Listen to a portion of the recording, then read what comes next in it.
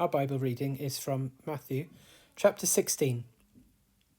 When Jesus came to the region of Caesarea Philippi, he asked his disciples, "Who do people say the Son of Man is?" They replied, "Some say John the Baptist, others say Elijah, and still others Jeremiah or one of the prophets." "But what about you?" he asked. "Who do you say I am?" Simon Peter answered, "You are the Messiah, the Son of the living God." Jesus replied, "Blessed are you, Simon, son of Jonah, for this wasn't revealed to you by flesh and blood, but by my Father in heaven. And I tell you that you are Peter, and on this rock I will build my church, and the gates of Hades will not overcome it. I will give you the keys of the kingdom of heaven. Whatever you bind on earth will be bound in heaven, and whatever you loose on earth will be loosed in heaven."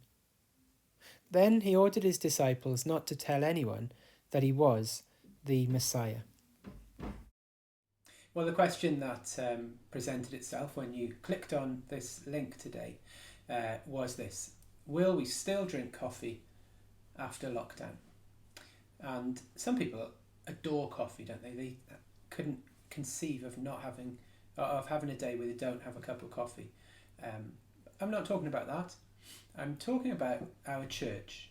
After church on a Sunday morning, will we still stop for coffee? And I mentioned this on Thursday in the evening prayers video, and I'm asking again because I've been thinking about it for a while. When we've come out of our church, straight out of our church buildings with our masks on, and just stopped to talk in the sunshine afterwards for a few moments before going home, I've thought to myself, I wonder if we'll get used to that. I wonder if people will say at the end of lockdown, when we're back to normal, there's no need to stop for coffee. We'll just make a move when the last hymn has finished. Will we still drink coffee after lockdown? And it's a question that is just one of a number of questions that I guess we're asking or thinking or should be thinking about church after lockdown. What will we do differently? What will we do the same? As I've watched the few people coming out of church after our lockdown services, I've thought, will we drink coffee? And thought, in a sad way, I hope that we do. I hope we won't rush off after church. But of course, there's things that equally we ought to be saying. Do we need to do them again after lockdown? Do we need to do certain things just because we did them before?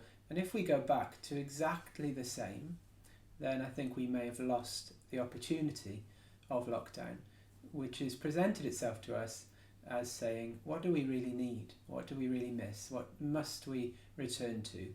What can we drop? What can be got rid of? What's of the past? What needs to be with us when we come back to our present? And what will we want for the future? So will we still drink coffee after lockdown? Coffee, according to Wikipedia, was first mentioned in 850 AD, 850 years after the birth of Christ, the first cups of coffee. But actually Wikipedia says it was probably drunk before then.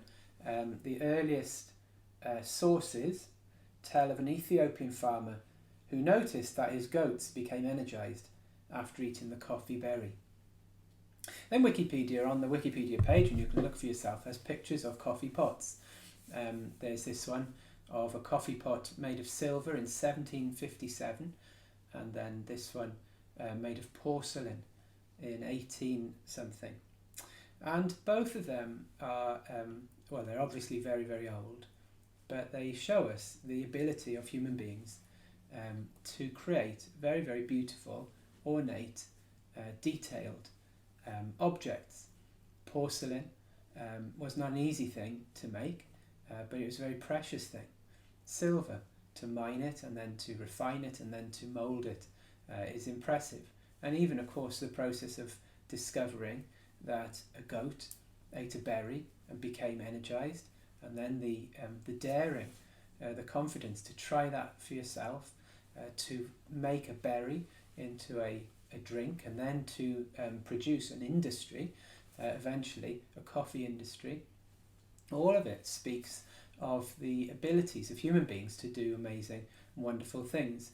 And it is often the case that we belittle or we do down human beings, but there are times when we want to be proud of our race of human beings, of the abilities that we have, of the achievements that we have to turn a berry into a multi-million pound industry, to turn a different sort of berry into chocolate, into something which brings joy to people, to turn all of nature into wonderful things that we can enjoy, that we can use, that we can develop to help us, to cure us, to alleviate pain and suffering.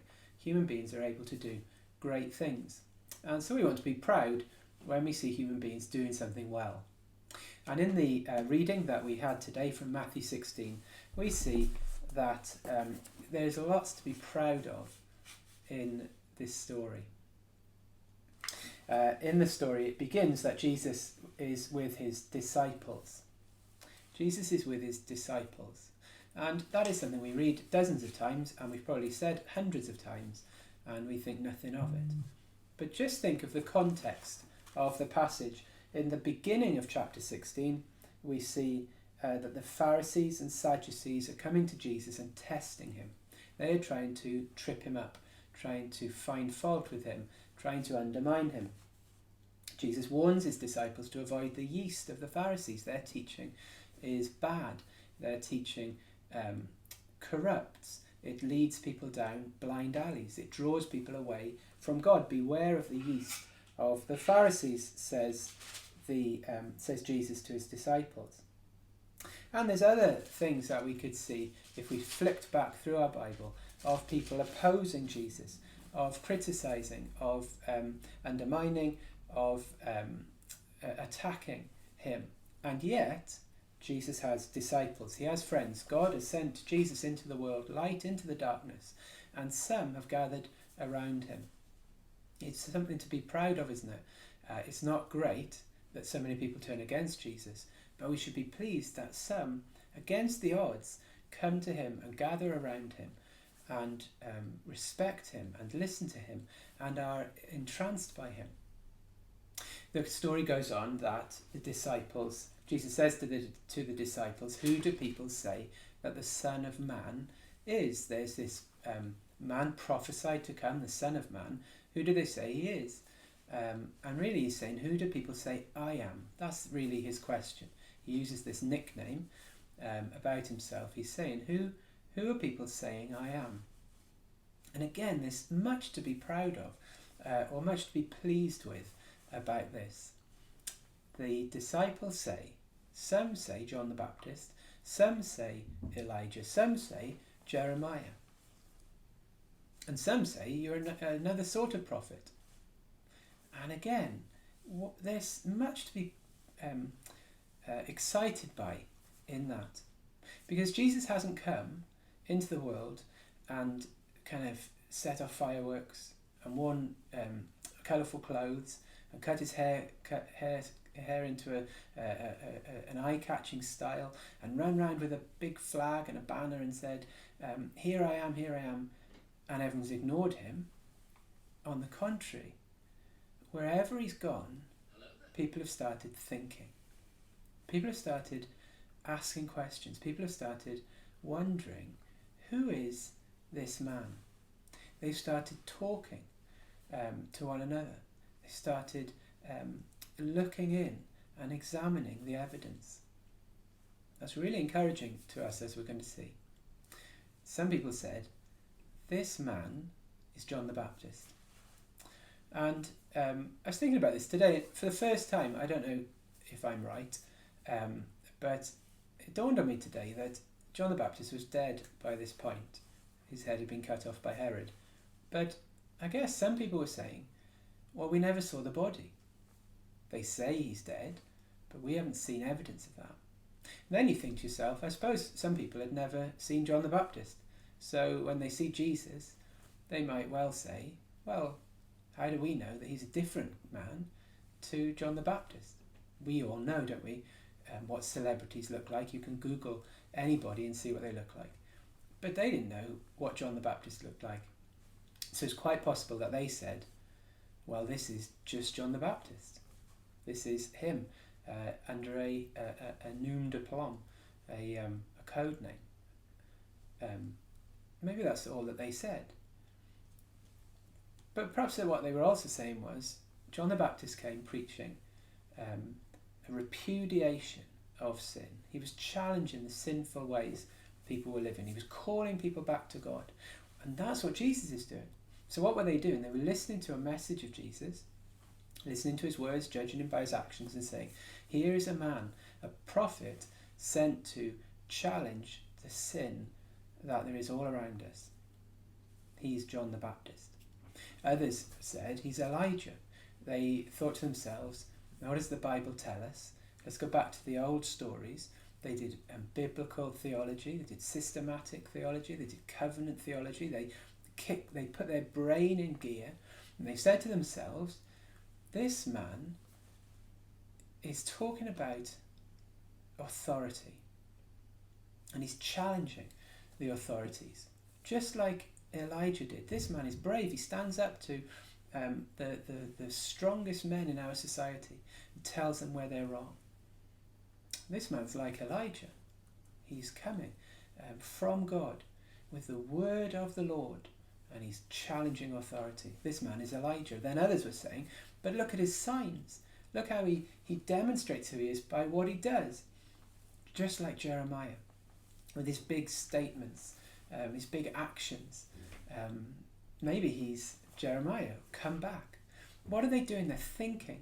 They're taking what they know from the Bible. They're taking what they can see with their eyes and their experience, and they're saying, who is this man? But they're coming to this conclusion that whoever he is, he's from God. He's speaking the words of God. He is a prophet, the mouth of God in our culture.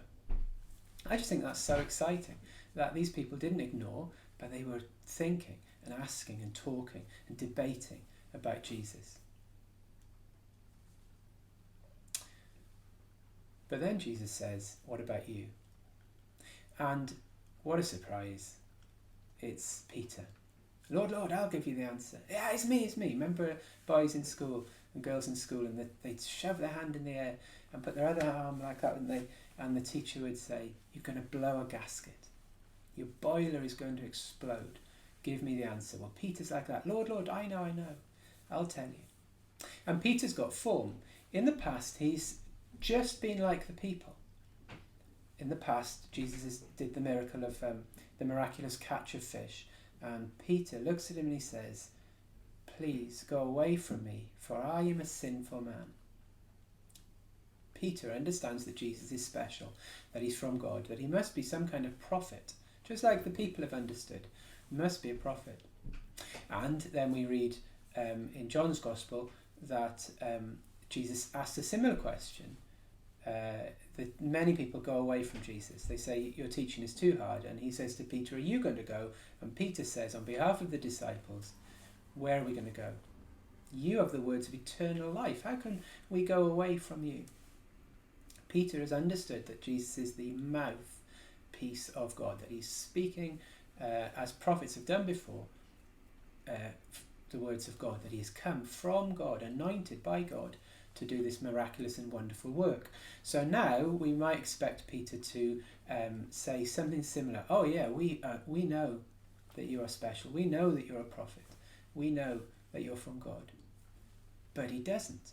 He's gone from, you are a holy man, go away from me. He's gone past, your words are the words of heaven. And now he says, without any shame, we know who you are.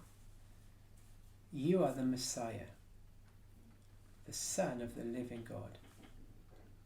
And when he says the word Messiah, that's like pulling the lever on the arcade machine and the 3 lemons coming up and the coins just pouring out. He has hit the jackpot. He has hit the nail on the head. You are the Messiah. He's used the key word, like in QI, isn't it? where if you say a certain word, all the lights flash and the word goes up on the screen. But I think in that program that's a bad thing. But here it's a good thing. He said the winning word. He said the phrase that pays. He said, "You are the Messiah." He has got it. He's turned the key, and the door is opened, and the knowledge is flooded in. You are the Messiah. The Messiah is the prophet. Absolutely the prophet. The Old Testament, it says, one day I will send a prophet to be with you. I'll send someone who will speak my words. The priest, it's more than just the prophet, it's the priest. One day I will send a priest who will stand for you and represent you to me, an advocate. So I'll send a prophet who will speak for me to you, and I'll send a priest who will stand in front of you and will represent you to me. And I will send a king. And it's all in one. I'll send a king who will rule over you, who will represent me. God says, who will represent me to you on earth. You will have a Messiah, a prophet, a priest, and a king, all in one. I'm just thinking of when the iPhone was launched, and Steve Jobs came onto the stage in San Francisco, into this dark room, and everyone was there, and there was talk that Apple were going to invent a phone, but no one knew what it looked like, nobody knew what it was going to be like, they didn't know anything about it, it was just a rumour. And he came on and he said, today we're going to give you three things: a phone, a world-class mobile internet device, and a new iPod. And everyone just looked at him. Three things. And then he said it again. And you could hear one or two people get it. And then he said it again. A phone, a world-class mobile internet device, and an iPod. And then a few people started to cheer and to clap. And he said, "Are you getting it? Are you getting it? It's going to be three things in one. This is the iPhone." And of course it changed the world. That's what Peter gets. That Jesus is a prophet, a priest, and a king. That there's going to be a prophet, a priest, and a king in one.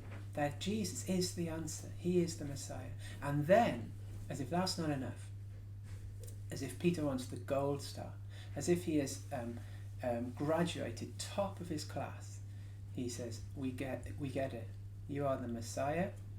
You are the Son of the living God. You are heaven's royalty. You are the most important human being who has ever lived by 1 billion. You are the Son of God. And now Jesus has to make a decision. I wonder if you've ever made just a terrible, terrible blunder, a public faux pas. My brother says that once he was on a big youth camp thing in Aberystwyth, and they were all down in a big cellar, and somebody had put on a film, and they were all watching a film. And some people were sitting on seats, and some people were sitting on beanbags, and some people were on the floor, and he was a boy on the floor, so he was lying back watching this film.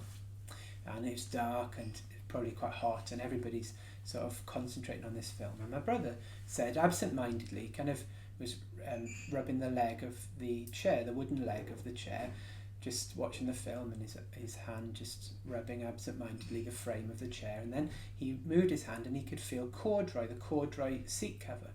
And corduroy is a nice material, isn't it? Rippled, and you rub your hand along it, back and forth. You can, like a ploughed field, you rub your fingernails, and then you feel the softness as the fabric goes backwards and forwards. So he's absent-mindedly watching the film and rubbing the fabric of the seat cover, and then he feels the seat cover move. And he looks just like that, just to see behind, and he's rubbing a girl's leg. And he said he was absolutely mortified. He'd been rubbing some girl's leg backwards and forwards. Oh, he must have been just wanted to die of embarrassment. But there he was in the room. He couldn't get out. He's just lying there watching this film. If you ever made just a terrible faux pas, publicly embarrassing thing, it happens, doesn't it, when you meet famous people, if you've met famous people, and you kind of realise, oh, I've seen them on television, I've seen them at the movies, I've listened to their music, I've seen them speaking publicly, I've heard them, whatever. And there they are in front of you, and somebody says, oh, have you met so-and-so? Let me get you a drink. And they go off, and you're stood face to face with this incredibly famous, influential person. And you say to yourself, now come on, keep it cool. And then you say something completely ridiculous, just completely over the top. I've always loved you. You are the most amazing person. And it's embarrassing. You've totally overshot who they are. You've totally embarrassed yourself. And here's Peter. And he said to Jesus, you are the Messiah. You're the person that the whole of the Old Testament was talking about.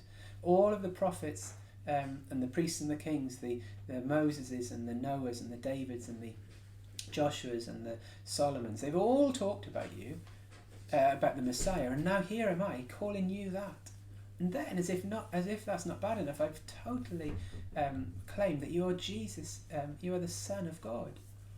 And this is the moment for Jesus to say to Peter, oh, look, guys, Peter, you've got this all wrong. I'm just an ordinary guy. You've got it wrong. Peter, you're blaspheming. You are saying that a human being is directly associated, descended from God. You're trying to say that God, the one God that we've always spoken of, has a son. No, Peter, you've got it all wrong. It's Jesus' moment, isn't it, to say, Peter, calm down. You've got it wrong. And what does Jesus actually say? He says, Peter, you're absolutely right. Blessed are you. Blessed are you to know this. He says, this hasn't been revealed to you by debate. You didn't understand this because you all got together on a late night with your Bibles, did a Bible study and figured it out. This has been revealed to you by God himself, by my Father. He has revealed this to you. He has taken the big, thick, red velvet curtains that have blocked your sight, and he's opened them and let the light flood in.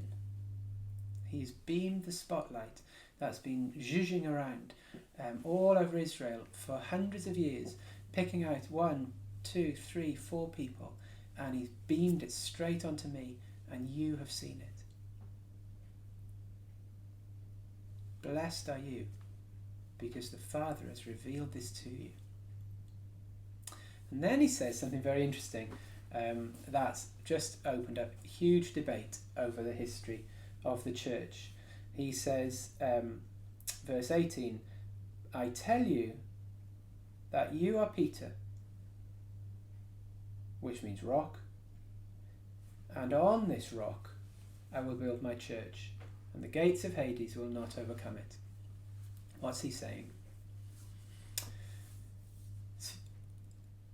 He's talking to Peter, but he's talking to Peter as the representative of all the disciples.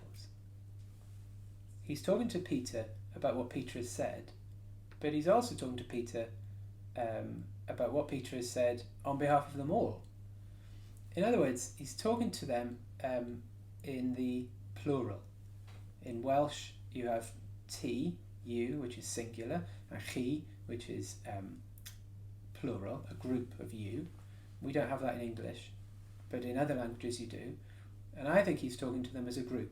He's saying, Peter, absolutely, I will build my church on you. You will be integral to the building of the church. And we see in Acts that for the first half of that book, it's all about Peter. Peter does a massive amount in the building of the church, but others follow him. And he is also saying, I think, Peter, on this statement, I will build the church. On this statement that you have made, that I am the Messiah, that I am the Son of God, from that will come a kingdom. And that's because God, the Father, won't just reveal this to you or to 12 or to 500, but to the world. And all those people that he reveals it to will come into my kingdom and will be called the church.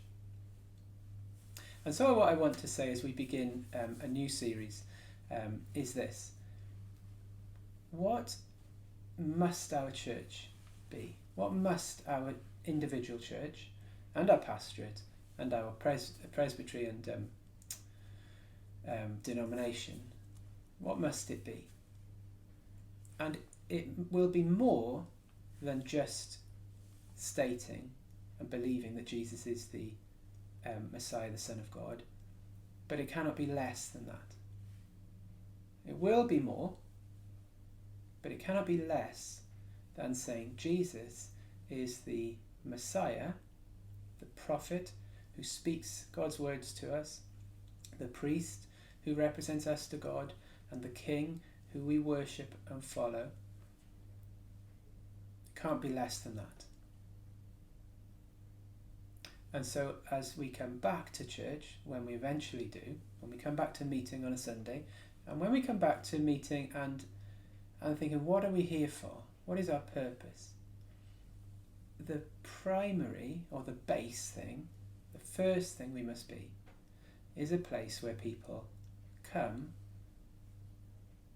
a group that people join, because they believe, because God has revealed it to them, that Jesus is the Messiah, the Son of God, and they want to worship him. That's what we must be first and foremost. A place where people can come, a building and a group, where people can come who believe that he is the Messiah, the Son of God. And from that, we want to be a place where people can come and know that more. Or a place where people can come to find that reality. We want to be a place that speaks publicly and proclaims that to be the case. That is unashamed to say that he is the Messiah, the prophet, the priest, the king, and the Son of God.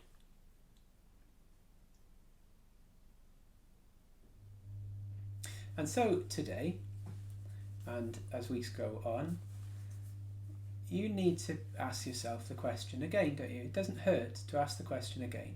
Where do you stand? Where do you stand in this story? You could be the Pharisee, who wasn't even thinking about Jesus in those terms. The Pharisee was trying to find fault with him and undermine him. The Pharisee had a terrible sneaking suspicion that Jesus was the Son of God and didn't like the idea of it. Now, I don't think that you are that. It's possible, I suppose, that somebody has clicked on YouTube and is trying to find fault with Jesus, but I doubt that. I think that you, if you're watching this, are doing so because you have some sense that it's an important thing to worship God, to know about him, to dedicate part of your life to him. You are in the beginning group, the people at the beginning who were trying to decide who Jesus was: Elijah, John the Baptist, Jeremiah, one of the other prophets. But hopefully you see that you want to get on beyond that. He isn't. He is like the other prophets, but he isn't the other prophets. He is much, much more. And so as a church, as a group of Christians in Deeside and Chester, we want to be moving on. We really do, surely, want to be moving on to knowing more about Jesus, to knowing him more fully, to having a greater revelation, to seeing more light in our life, to seeing how, knowing that he's prophet, priest and king, the Messiah, the Son of God, how does that actually change my life? How does that influence what I do and what I think and what I say, the choices that I make? How does it influence my past, present and future, the place where I am, and my purpose for life? As a church, we need to be thinking, we will be thinking, we'll have to be thinking, what do we need to keep? What do we need to lose in order that we be the best community we can be to declare and to believe and to love that he is the Messiah, the Son of God.